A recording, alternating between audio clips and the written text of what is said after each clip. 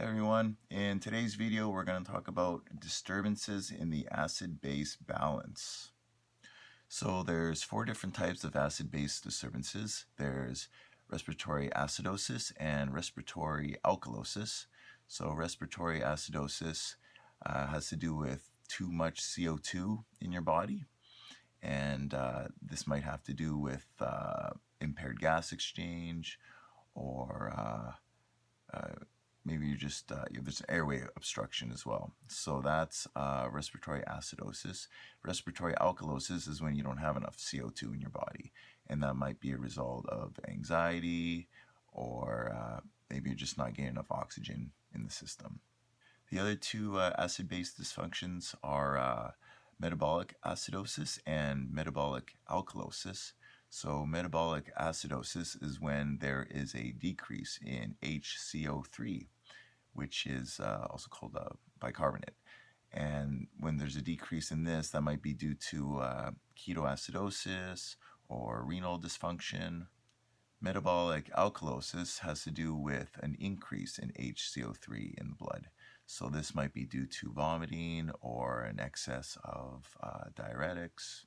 When your body's having an acid-base dysfunction, it's going to work to compensate so that your body will go back to normal. So in order to do this, your body will raise its respiratory rate. Also, the kidneys can excrete the hydrogen or HCO3. Also, your body will maybe try and reabsorb the hydrogen or HCO3. Now, you're going to get questions on your nursing exams about acid-base disturbances, and it was really confusing for me to learn it. It's just confusing, and that's all I can say. So the best way to learn is by using ROME, R-O-M-E. And for the next couple minutes, I'm going to teach that to you. It's really easy. You don't have to overthink it. And yeah, you'll be able to answer your NCLEX questions regarding this, no problem. Hey, I'm going to quickly teach you how to figure out acid-base disturbances, what it is. So part one, you got to figure out if it's acidosis or alkalosis.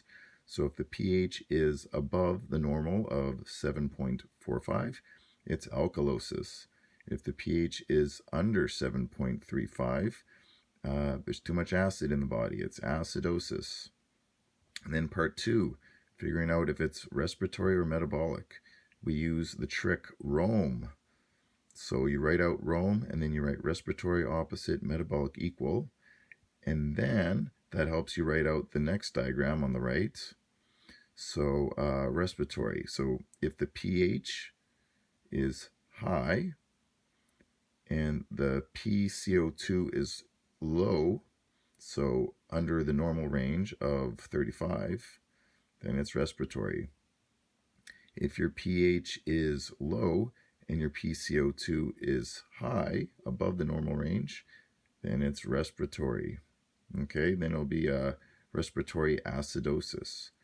So we know that because the arrows will be in the opposite direction. So you see respiratory opposites. The arrows are in the opposite direction of each other. So pH is high, pCO2 will be low.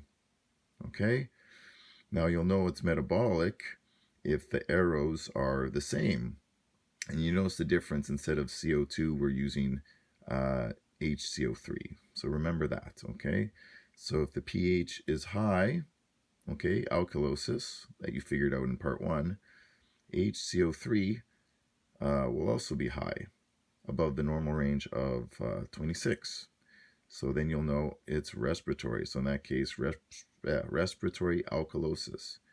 And if the pH is low and the HCO3 is also low, again, they're the same, they're equal, then that will be metabolic acidosis. Okay guys, that's my video on acid-base disturbances. Hopefully that helped you figure out how it works and how to identify the different types.